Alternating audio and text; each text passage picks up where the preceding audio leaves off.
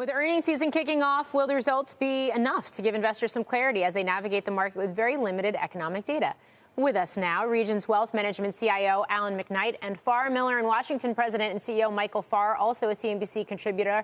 Gentlemen, it's great to have you on. Michael, I'm going to start with you on this because I was looking at your notes and you talk about flashing yellow lights and you say you're very cautiously bullish. What does that mean?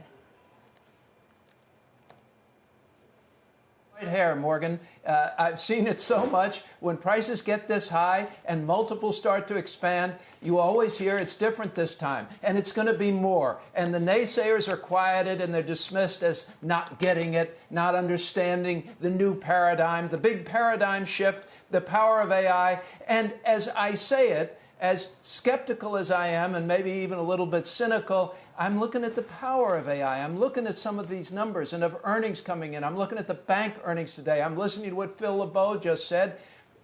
These numbers are good, and I think that the path of least resistance for stock is higher.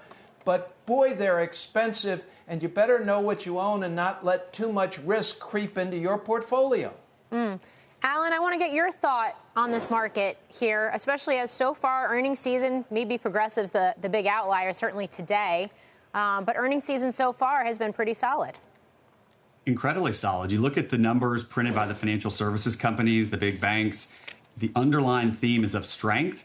And as we keep looking out over the coming weeks, as long as earnings seasons continue to deliver and we don't hear CEOs and CFOs coming down and trying to talk down their expectations, we think that stocks can do quite well. We know it's not going to be easy based on the valuations and the fact that we've already had such an amazing rally this year on top of last year and the year before, but it's all going to come down to earnings for us. Michael, we're short on answers in this environment, certainly when it comes to macro data, a lot of stuff that would normally be coming out of the federal government. But maybe short of answers, we can ask the right questions. So here's a question for you. Valuations, yes, are high, but when are the major challenge points when the market's going to be forced to determine whether it's worth it? Well, I guess the quick answer, John, is it's always worth it as long as it's going up. That's a very simple answer from stocks. Look, I'd like to add on to what Alan said, too. One of the things we're going to be looking for hard in these earnings report is the appearance and effect and consequence of tariffs. If, the Fed's been telling us they need to see, they want to see the data, and are those tariffs actually showing up? If we see prices going up, if we see inflation being driven by tariffs and trade policy, the Fed's got to stop and put the brakes on rates cuts. They can't be cutting into a inflationary environment, so their hands get kind of tied. Right now, we've got a lot of tailwinds at our backs. So while there are warning signs out there, this market could continue to go up, a couple of quarters or a couple of years. I think a couple of years is pushing it, but it's more important than ever that you take a look at some of the positions that have gotten big in your portfolio if you're an individual investor, and make sure that you're right-sized and that risk hasn't slipped in. Also, going to Steve's point, I would say, let's take a look at some of the companies the government is buying, the government's supporting. There are a couple of lithium companies, for instance. We know about Intel. As we set floors and things, this is a new day for us in the United States where the government's getting involved in individual companies. Maybe we need to take a look at making sure we own them as well as the government.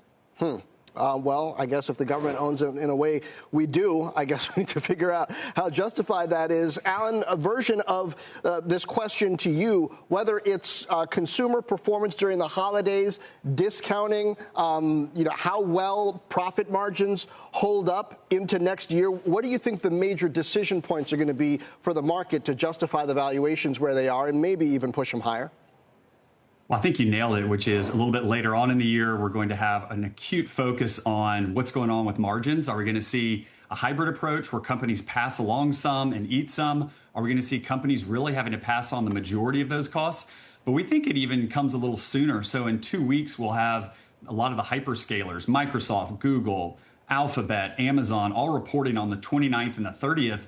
And the market is going to be very interested to hear, are we shifting from just pure aspiration on the AI front, or are we actually moving into growth? So it could be a little bit of a trick or treat rally there if things don't go well with the hyperscalers, if they're not able to deliver on the future forecast for AI, it could be a challenge going into the end of the month. And so we want to watch that before we even get started with the conversations about the holidays, which seems like every year it gets a little bit earlier.